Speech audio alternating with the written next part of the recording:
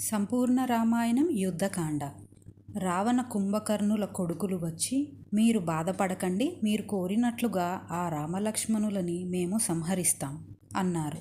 మీరైనా వాళ్ళని చంపండి అని పంపాడు రావణుడు. అలా వెళ్ళిన వాళ్ళందరూ చనిపోయారు అని తెలిసి రావణుడు ఇంద్రజిత్ని పిలిచి, నువ్వు వెళ్ళవలసిన సమయం వచ్చింది. ఇంద్రజిత్ యుద్ధభూమిలోకి వెళ్ళాడు. అతని చుట్టూ తన సైన్యాన్ని ఉంచి మధ్యలో హోమం మొదలు పెట్టాడు.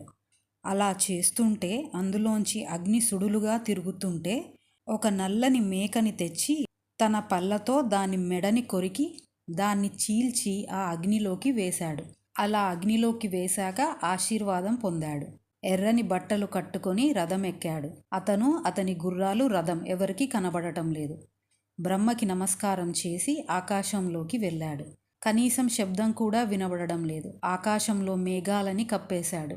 ఇంద్రజిత్ ఒక్క వానరంని కూడా వదలకుండా వాళ్లపై బాణాలు కొట్టాడు. బ్రహ్మాస్త్రంతో అందరినీ కట్టేశాడు.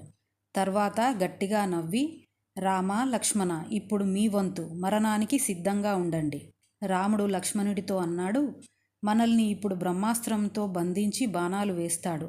ఓర్చుకున్నంత ఓర్చుకుందాం. కనిపించే శత్రువుతో యుద్ధం చేయొచ్చు, కనిపించని వాడితో మనం యుద్ధం చేయలేం. ఇంద్రజిత్ రామలక్ష్మణులపై బాణాలు వేయడంతో వారు కింద పడిపోయి రక్తం కారుతూ ఉంది. వాళ్ళు చనిపోయారు అనుకుని ఇంద్రజిత్ అంతఃపురంకి వెళ్ళి రావణుడికి చెప్పాడు. ఏ అస్త్రం చేత కట్టుబడని హనుమ, మాయాశక్తి ఉన్న విభీషణుడు కలుసుకుని అసలు ఎవరైనా బ్రతికారా అని జాంబవంతుడి దగ్గరికి వెళ్ళి స్పృహ ఉందా అన్నారు. జాంబవంతుడన్నాడు, హనుమ, నువ్వొక్కడివి బ్రతికితే వానర సైన్యమంతా బ్రతుకుతారు. నువ్వు వెంటనే ఎగిరి హిమాలయ పర్వతంలో కైలాస పర్వతం పక్కన ఔషధి పర్వతం ఉంది. దాని మీద 4 ఔషధాలు నువ్వు తీసుకురావాలి. మృత సంజీవని, దీని వాసన చూస్తే చనిపోయిన వారు బ్రతుకుతారు. విశల్యకరణి, దీని వాసన చూస్తే శరీరంలోకి వెళ్ళిన బాణాలు బయటపడిపోతాయి. సావన్యకరణి, దీని వాసన పీలిస్తే రక్తమంతా కారిపోయి స్పృహ కోల్పోయిన వారికి తెలివి వస్తుంది. సంధానకరణి, దీని వాసన పీలిస్తే విరిగిన ఎముకలు మళ్ళీ మామూలు అవుతాయి. అందుకని ఇవి నువ్వు తీసుకురావాలి అన్న వెంటనే హనుమ తీవ్రమైన వేగంతో ఎగిరి వెళ్ళిపోయారు. ఔషధ పర్వతం వెతుకుతున్నారు. ఔషధ పర్వతం పైన ఉండే ఔషధాలు హనుమ తీసుకెళ్తారని లోపలికి ముడుచుకున్నాయి. హనుమ అన్నారు, రామకార్యం గురించి వచ్చిన నాకు మీరు సహాయం చేయరా అని ఆ పర్వతం మొత్తం పెకిలించి లంకాపట్టణంకి తీసుకొచ్చారు. అప్పుడు ఆ ఔషధాలు వాటి వాసనలు వెదజల్లాయి. అప్పటి వరకు పడిపోయిన రామలక్ష్మణులు, వానరులు లేచారు. అందరూ జై హనుమాన్ అంటున్నారు. హనుమ ఆ పర్వతంని ఎక్కడ నుంచి తెచ్చారో అక్కడ పెట్టేశారు. ఈలోపు సుగ్రీవుడు అక్కడ ఉన్న వానరులకి అగ్ని కాగడాలు తీసుకుని లంకాపట్టణంలోకి వెళ్ళి లంక అంతా తగలబెట్టమన్నాడు. అందరూ వెంటనే వెళ్ళి కనబడ్డ అంతఃపురాలు, ఇల్లు అన్నిటినీ నిప్పు పెట్టేశారు. అక్కడ ఉన్నవన్నీ కాలిపోతున్నాయి. రాక్షసులు కూడా చనిపోతున్నారు. ఎక్కడ చూసినా అరుపులు. రావణుడు ఇంకొంతమంది రాక్షసులని పంపాడు. వాళ్ళని కూడా రామచంద్రమూర్తి, హనుమ, సుగ్రీవ, అంగదుడు సంహరించారు. రావణుడు ఇంద్రజిత్ని పిలిచి మళ్ళీ యుద్ధానికి వెళ్ళమన్నాడు. ఈసారి కూడా ఇంద్రజిత్ హోమం చేసి అంతా చీకటి చేసి ఆకాశంలో మాయమై బాణాలు వేస్తున్నాడు. లక్ష్మణుడు రామునితో అన్నాడు, అన్నయ్య, ఇది 3వసారి. ఈసారి కూడా కనిపించకుండా బాణాలు వేస్తున్నాడు. అన్నయ్య, నాకు అనుమతి ఇవ్వు, నేను బ్రహ్మాస్త్రం ప్రయోగిస్తా. రాముడు అన్నారు, లక్ష్మణ, కొద్దిసేపటి క్రితమే ఇంద్రజిత్ బ్రహ్మాస్త్రం ప్రయోగించాడు. బ్రహ్మాస్త్రం ప్రయోగించినప్పుడు సమస్త భూమండలం క్షోభిస్తుంది. ఒక్కడి కోసం అలాంటి అస్త్రాలు ఉపయోగించకూడదు. బ్రహ్మాస్త్రం ప్రయోగం చేయొద్దు. ఈసారి మనం చాలా పరిశీలనగా బాణాలు ఎక్కడి నుంచి వస్తున్నాయో కనిపెట్టి ఇంద్రజిత్ని సంహరిద్దాం. ఈ మాటలు ఇంద్రజిత్ విని రాముడు ఖచ్చితంగా అన్నది చేస్తాడు. నేను ఏదో ఒక మోసం చేయాలి అని తన మాయ ద్వారా సీతాదేవిని సృష్టించి తన రథంలో కూర్చోబెట్టాడు.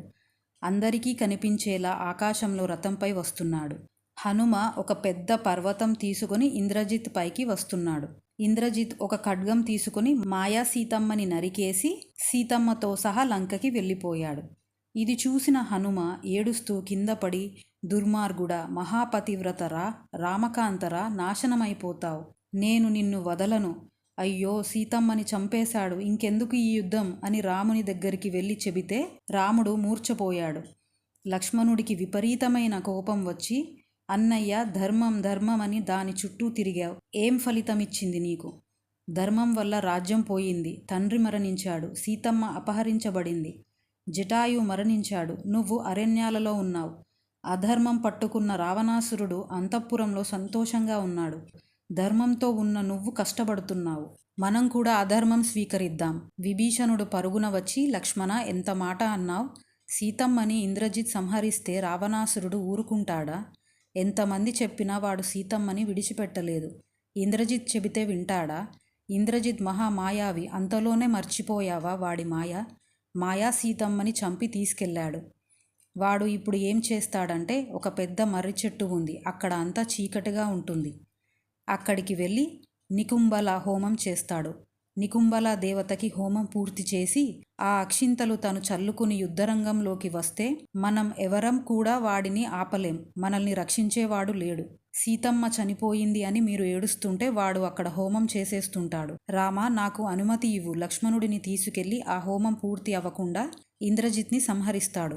రామచంద్రమూర్తి ఆశీర్వదించి హనుమని ఇంకొంతమంది వానరుల్ని ఇచ్చి లక్ష్మణుడిని పంపాడు.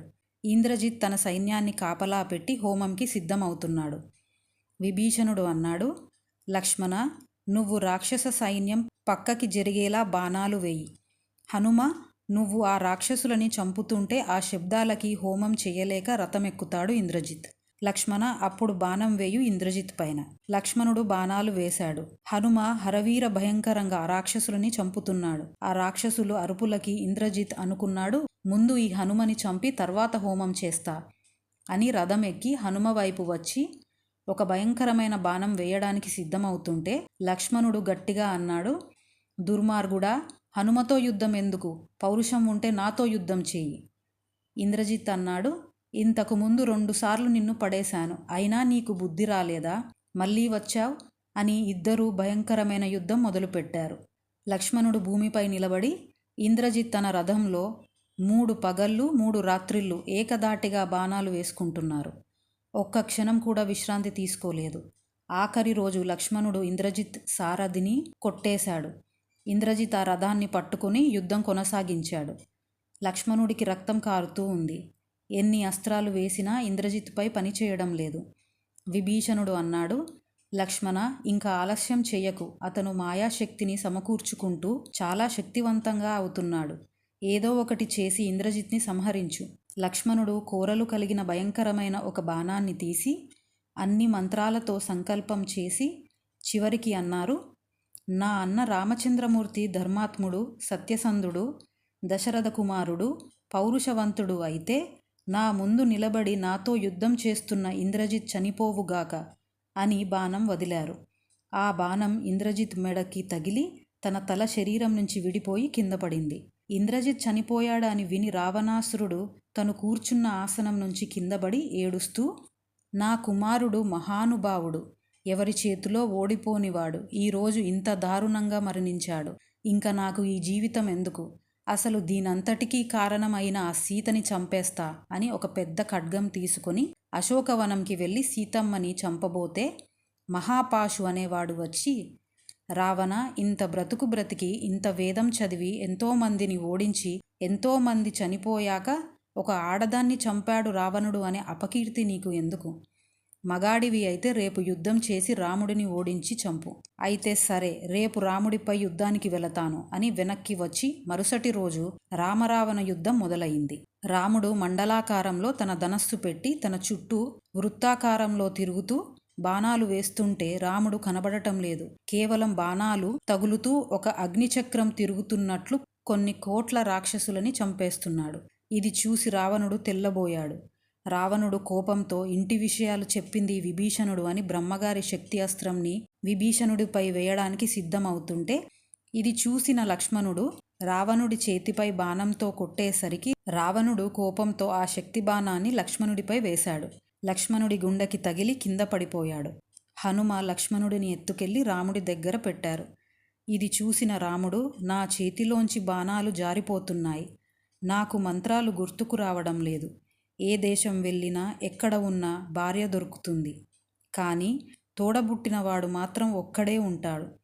ఆ జన్మకి ఆ శరీరంతో ఉండగా నువ్వు చెప్పుకోగలిగింది నీ తోడబుట్టిన వాళ్ళని మాత్రమే. ఆ ఆప్యాయత జీవితంలో ఒక్కసారే దొరుకుతుంది. తోడబుట్టిన వాళ్ళు వేరొక చోట దొరకరు. నా లక్ష్మణుడికి ఏమైనా అయితే నేను ఉండలేను అని కోదండం వదిలేశారు. హనుమ అన్నారు, రామా, నువ్వు బాధపడకు, లక్ష్మణుడిని ఎలా బ్రతికించాలో మాకు తెలుసు అని వెంటనే ఆకాశంలోకి ఎగిరి ఉత్తర దిక్కు ఉన్న ఔషధ పర్వతం తెచ్చాడు. సుషేణుడు సంజీవిని ఔషధాన్ని రసం పిండి ఆ వాసన చూపించారు లక్ష్మణుడికి. లక్ష్మణుడు వెంటనే లేచి, ఏడి రావణుడు అన్నారు. రామచంద్రమూర్తి, నేనే యుద్ధం చేస్తాను అని బయలుదేరారు. పైన దేవతలంతా నిలబడి చూస్తున్నారు. రామచంద్రమూర్తి భూమిపై నిలబడి యుద్ధం చేస్తున్నారు. రావణుడు రథంపై యుద్ధం చేస్తున్నాడు. ఇంద్రుడు తన రథసారథి అయిన మాతలిని పిలిచి, రామచంద్రమూర్తికి సారథి వహించు అని పంపారు. మాతలి రాముడి దగ్గరికి వెళ్ళి, మహానుభావా రామ, నన్ను ఇంద్రుడు పంపాడు. నేను మాతలి, ఇంద్రుడి రథసారథి. ఇదిగో ఇంద్రుడి రథం. దీనికి ఆకుపచ్చని గుర్రాలు ఉంటాయి, అక్షయ తునీరాలు ఉంటాయి. రామ, మీరు రథాన్ని ఎక్కండి, నేను సారథ్యం వహిస్తాను. మీకు ఇమ్మని శక్తి అనే అస్త్రాన్ని ఇచ్చారు ఇంద్రుడు. రాముడు రథం ఎక్కి అందరినీ యుద్ధం ఆపమని, రాముడో రావణుడో మీరందరూ అలా చూడండి అంతే. రాముడు రావణుడు బాణాలు వేసుకుంటున్నారు. భయంకరమైన యుద్ధం మొదలైంది. రావణుడు శక్తి అనే అస్త్రాన్ని రాముడిపై వేశాడు. రాముడు ఇంద్రుడు ఇచ్చిన శక్తి అస్త్రాన్ని వేశారు. రెండు ఒకదానికి ఒకటి తగిలి కింద పడిపోయాయి. రాముడు వేగాన్ని పెంచి బాణాలు వేయడంతో రావణుడి ధనస్సు విరిగిపోయింది. అప్పుడు రావణుడి సారథి రథాన్ని దూరంగా పక్కకి తీసుకెళ్లాడు. రావణుడు అన్నాడు, నీచుడా, నా జీవితంలో ఇలాంటి వెనుతిరగడం లేదు. నేను చనిపోయినా పర్వాలేదు, కానీ నువ్వు ఒక పిరికివాడిలా పక్కకి తీసుకువచ్చి దాచావు. ఎంత అపకీర్తి నాకు. నువ్వు శత్రువులకి సహాయం చేస్తున్నావు, నిజం చెప్పు. అందుకే నన్ను పక్కకి తీసుకొచ్చి నన్ను అవమానించావు. సారథి అన్నాడు, నేను ఎంతో కాలంగా మీ దగ్గర పనిచేస్తున్నా. శత్రువులకి సహాయం చేయవలసిన అవసరం నాకు లేదు. నాకు శాస్త్రం మర్యాద తెలుసు. యుద్ధభూమిలో ఉండగా ఎలా రథం నడపాలో తెలుసు. రావణ, నేను ఎంతో కాలంగా మీ ఉప్పు తింటున్నా. 7 రోజులుగా పగలు రాత్రి ఒక్క క్షణం విరామం లేకుండా యుద్ధం జరుగుతుంది. యుద్ధం జరిగేటప్పుడు సమయం చూసి రథాన్ని దగ్గరికి తీసుకెళ్ళాలి లేదా దూరం జరపాలి. గుర్రాలు అలసిపోతున్నాయేమో అని చూసుకోవాలి. వెనుక ఉన్న మిమ్మల్ని చూడాలి. రాముడి యొక్క బాణాల వలన వేడి ఎక్కువై గుర్రాలు నీరసించిపోయాయి. నువ్వు తిరిగి ఆయుధం వేయలేని నీరస స్థితికి వచ్చావు.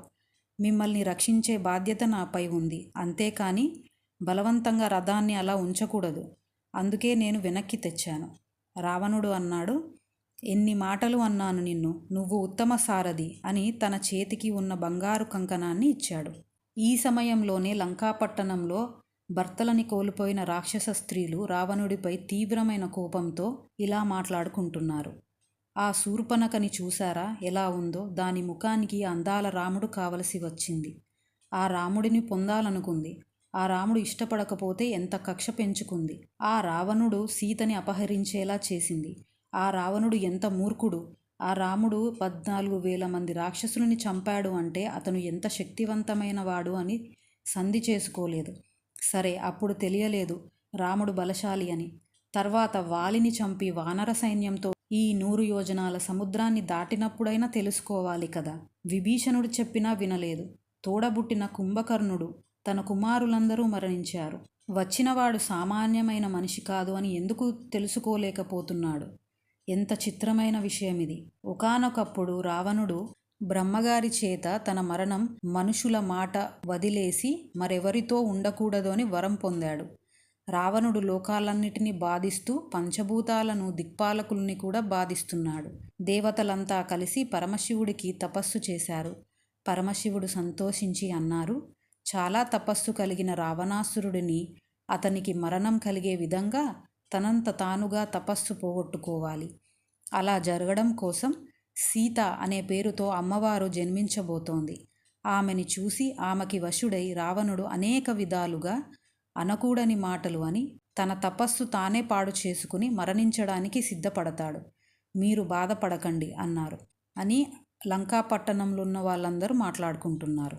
ఇదే సమయంలో చాలా బాణాలు తగిలి రామచంద్రమూర్తి కూడా అలసిపోయి తన రథంలో కూర్చుని ఆలోచిస్తున్నారు రావణుడిని ఎలా చంపాలి అని. ఆకాశంలో దేవతలు, గంధర్వులు, కింపురుషులు, ఋషులు మొదలైన వాళ్ళు నిలబడి ఉన్నారు. అప్పుడే అక్కడికి అగస్త్య మహర్షి రామా రామా అని పైనుంచి కిందకి దిగి, నేను నీకు ఆదిత్య హృదయం ఉపదేశం చేస్తున్నా, స్వీకరించు. ఇది నువ్వు పొందితే నీకు ఏ విధమైన అలసట ఉండదు, భయం పోతుంది. ఇది విన్నంత చేత, చదివినంత చేత నీకు మంగళము, రక్ష కలుగుతుంది. అలాగే శత్రుపీడ తొలిగే మహామంత్రం ఉపదేశం చేస్తున్నా. నీకు విజయం తథ్యం అని బ్రహ్మగారు ఇచ్చిన ఈ దివ్యమైన బాణం స్వీకరించు అని వెళ్ళిపోయారు. రాముడు ఆదిత్య హృదయం 3 సార్లు మననం చేసుకున్నారు. రావణుడు రథంపై వస్తున్నాడు. రాముడు మాతలికి చెప్పారు, శత్రువు వస్తున్నాడు, చాలా జాగ్రత్తగా ఉండు. ఎంతమాత్రం తడబడకు. పాశాలని జాగ్రత్తగా పట్టుకో. ఎందుకంటే ఇవాళ నేను రావణుడిని చంపుతా. నేను చెప్పాను అనుకోకు, నువ్వు ఇంద్రుడి సారథివి, నీకు అన్నీ తెలుసు. నీకు ధైర్యం ఇవ్వాలని చెప్పాను. ఇద్దరు రథాలు ఎదురెదురుగా నిలబెట్టారు. రాముడు రావణ సంహారం చేయాలని అందరూ ప్రార్థిస్తున్నారు. ఒక పక్క వానర సైన్యం, మరో పక్క రాక్షసులు ఆయుధాలు పట్టుకుని శత్రువులని మరిచిపోయి ఆ రామరావణ యుద్ధం అలా చూస్తూ ఉండిపోయారు. ఆకాశమంతా చీకటి అయి వీళ్ళు వేసే లక్షల బాణాలు ఆ చీకటిలో తలుక్ తలుక్మని మెరుస్తూ వెళుతున్నాయి. రావణుడు తన మాయ ద్వారా రాముడి రథం మరియు గుర్రాలపై బాణాలు వేస్తే అవి వాటిని ఏమీ చేయలేక కింద పడ్డాయి. ఇది చూసి రాముడు రావణుడి రథం, సారథి, గుర్రాలపై బాణాలు వేశారు. వాళ్ళు చేస్తున్న యుద్ధానికి లోకమంతా కదిలిపోతుంది. రాముడు ఒక శక్తివంతమైన బాణం తీసి రావణుడి కంఠంకి గురి చూసి వేస్తే రావణుడి తల కింద పడి మళ్ళీ వెంటనే కొత్త తల వచ్చింది. అలా 100 సార్లు బాణాలు వేయడం, కంఠం కింద పడి మరొక తల రావడం జరిగింది. రాముడు అనుకున్నారు, ఎంతోమందిని ఈ శక్తివంతమైన బాణం ఉపయోగించి చంపాను, దీనికి ఎదురు లేదు. రావణుడు కొంచెం కూడా భయపడకుండా యుద్ధం చేస్తున్నాడు. మాతలి వెనక్కి తిరిగి అన్నాడు, రామా, ఇది సామాన్యమైన యుద్ధం కాదు. ఇంక సమయం వచ్చింది రావణ సంహారానికి. మరచిపోయావా? అగస్త్యముని ఇచ్చిన దివ్యమైన అస్త్రం నీ తూనీరంలో ఉంది, అది ఉపయోగించు. రాముడు ఆ అస్త్రాన్ని తూనీరంలోంచి తీసి ఆ బాణానికి బ్రహ్మాస్త్రం మంత్రం చెప్పేసరికి భూమి ఒక్కసారి కంపించింది. తన వింటినారికి ఆ బాణాన్ని పెట్టి తన చెవిదాకా లాగి భగవంతుడిని స్తోత్రం చేస్తూ శత్రువు అంతమవ్వాలి అని బాణం విడిచిపెట్టేసరికి అది ఒక్క క్షణంలో భయంకరమైన శబ్దం చేస్తూ రావణుడి గుండెల్లోంచి వెళ్ళి భూమికి తగిలి మళ్ళీ లేచింది. రావణుడి చేతిలో ఉన్న ధనస్సు పడిపోయి రథంపై నుంచి భూమిపై పడిపోయాడు. కోదండం పట్టుకున్న రామచంద్రమూర్తి సంతోషించారు.